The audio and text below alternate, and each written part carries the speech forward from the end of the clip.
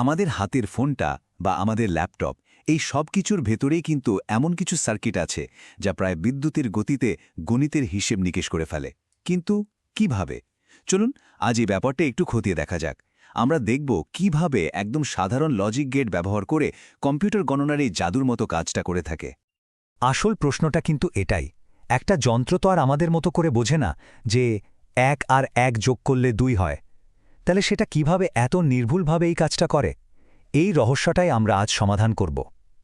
একেবারে সাধারণ লজিক থেকে শুরু করে দেখব কিভাবে জটিল গণনা সম্ভব হয়। দেখুন, যে কোনো বড় জিনিসই তো ছোট ছোট অংশ দিয়ে তৈরি হয়, তাই না? ডিজিটাল গণনার ক্ষেত্রেও ব্যাপারটা ঠিক সেরকমই। আমরা একদম গোড়া থেকে শুরু করব, মাত্র দুটো একক বিট কিভাবে যোগ করা যায় সেটা দিয়ে। তাহলে চলুন পরিচিত হওয়া যাক আমাদের প্রথম বিল্ডিং ব্লকের সাথে। এর নাম হলো হাফ অ্যাডার। এর কাজটা খুবই সহজ। দুটো ইনপুট বিট ধরুন এ আর বি নিয়ে তাদের যোগফলটা দেওয়া। এটাকে বলতে পারেন ডিজিটাল গণিতের দুনিয়ার একটা লেগো ব্রিক। এই টেবিলটা একটু খেয়াল করলেই দেখবেন পুরো ব্যাপারটা পরিষ্কার হয়ে যাবে। প্রথম সারিতে যখন দুটো ইনপুটই শূন্য, মানে এ আর বি দুটোই 0, তখন যোগফল বা সামও 0, আর হাতেও কিছু থাকছে না, তাই ক্যারিও 0। পরের দুটো সারিতে যখন যে কোনো একটা ইনপুট 1, তখন যোগফল হচ্ছে 1, আর হাতে এক্ষেতেও কিছু নেই। কিন্তু আসল মজাটা হলো একেবারে শেষের সারিতে, যখন দুটো ইনপুটই 1, তখন বাইনারিতে 1 যোগ 1 করলে হয় 1 0, মানে 2। তাই যোগফলের জায়গায় বসে 0, আর হাতে থাকা 1 চলে যায় ক্যারি হিসাবে। এই ক্যারিটাই কিন্তু আমাদের পরের আলোচনার মূল কেন্দ্রবিন্দু। হাফ অ্যাডার বেশ কাজের, কিন্তু এর একটা বড় সমস্যা আছে। ভাবুন তো, আমরা যখন বড় সংখ্যা যোগ করি তখন তো আগের ধাপের হাতে থাকা সংখ্যাটা পরের ধাপে যোগ করতে হয়, তাই না? হাফ অ্যাডার ঠিক এই কাজটাই করতে পারে না। সে আগের কোনো হিসাব থেকে আসা ক্যারি নিতে পারে না, আর এটাই তাকে বড় সংখ্যা যোগ করার জন্য প্রায় অকেজো করে দেয়। তো এই ক্যারি সমস্যাটার সমাধান কি? এখানেই আমাদের গল্পের পরের চরিত্রের আগমন ঘটছে। এমন একটা সার্কিট যা শুধু দুটো সংখ্যাই নয়, বরং আগের ধাপ থেকে আসা ওই ক্যারিটাকেও সামলাতে পারে। আর তার নাম ফুল অ্যাডার। এটা হাফ অ্যাডারের চেয়ে অনেক বেশি শক্তিশালী, কারণ এটা তিনটে ইনপুট নিতে পারে, এ, বি আর একটা ক্যারি এন বা সিএন।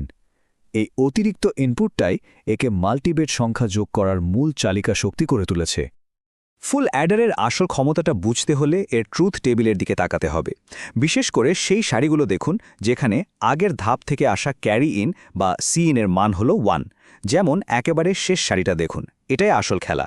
যখন এ, বি এবং সিন তিনটে ইনপুটই 1, তখন মোট যোগফল হয় 3।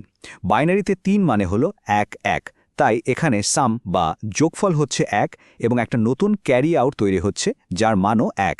এই ক্ষমতাটাই মাল্টিবিট গণনার দরজাটা খুলে দেয়। আর সবচেয়ে মজার ব্যাপার কি জানেন? এই শক্তিশালী ফুল অ্যাডারটি তৈরি হয় আমাদের সেই আগের বিল্ডিং ব্লক, মানে হাফ অ্যাডার দিয়েই। দুটো হাফ অ্যাডার আর একটা অর গেট ব্যবহার করেই একটা ফুল অ্যাডার বানানো যায়। এটা খুব সুন্দরভাবে দেখায় যে কিভাবে সাধারণ আর সরল জিনিসপত্র দিয়েই আরও জটিল আর শক্তিশালী সিস্টেম তৈরি করা সম্ভব। আচ্ছা বেশ, এখন আমাদের কাছে ফুল অ্যাডার আছে, তার মানে আমরা সেগুলোকে একটার পর একটা জুড়ে দিয়ে বড় বড় সংখ্যাও যোগ করতে পারি।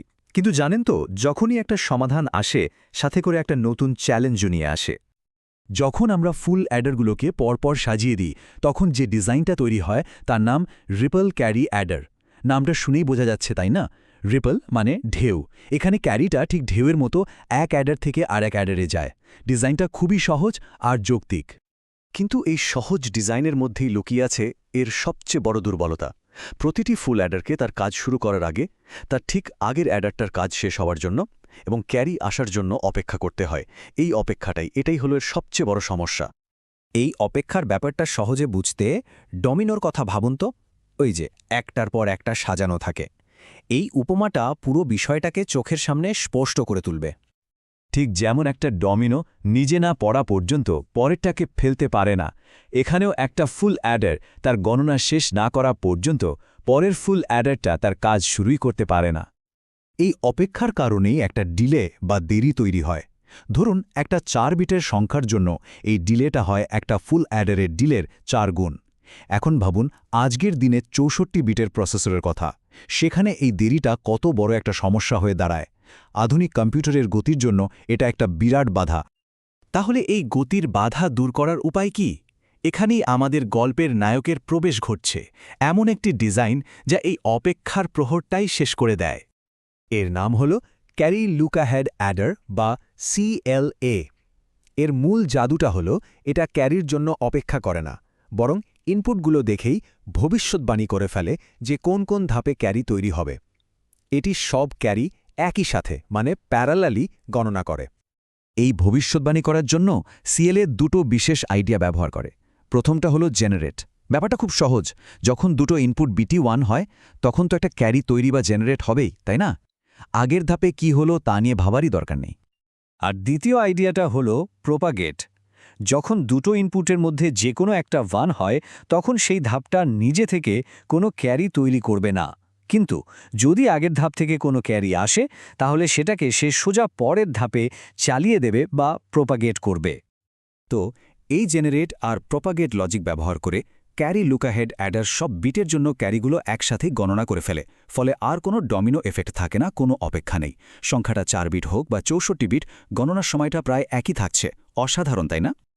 আমরা এতক্ষণ যে দুটো ডিজাইন দেখলাম তার মাধ্যমে আমরা আসলে ইঞ্জিনিয়ারিংয়ের একটা খুব মৌলিক সিদ্ধান্তের মুখোমুখি হয়েছি। চলুন এই বিষয়টা নিয়েই শেষ আলোচনাটা করা যাক। এই স্লাইডটা দুটো অ্যাডারের মধ্যে পার্থক্যটা খুব সুন্দরভাবে তুলে ধরেছে। একদিকে আছে রিপল ক্যারি অ্যাডার, যার ডিজাইন সহজ, খরচ কম কিন্তু স্লো, আর অন্যদিকে ক্যারি লুক অ্যাহেড অ্যাডার, যেটা অসম্ভব ফাস্ট কিন্তু এর হার্ডওয়্যার বেশ জটিল আর খরচও অনেক বেশি। আর এটাই কিন্তু আজকের আলোচনার একেবারে মূল কথা। প্রযুক্তির জগতে প্রায় এই সিদ্ধান্তের মুখোমুখি হতে হয়। আমরা কি সহজ, সস্তা কিন্তু ধীর কোনো সমাধান বেছে নেব, নাকি জটিল দামে কিন্তু দ্রুত গতির কোনো সমাধানকে বেছে নেব?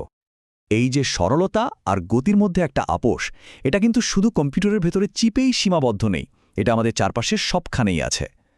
একটু ভেবে দেখুন তো, প্রতিদিন যে প্রযুক্তি আমরা ব্যবহার করি তার আর কোথায় কোথায় এই একই ধরনের সিদ্ধান্তের ছাপ খুঁজে পাওয়া যায়?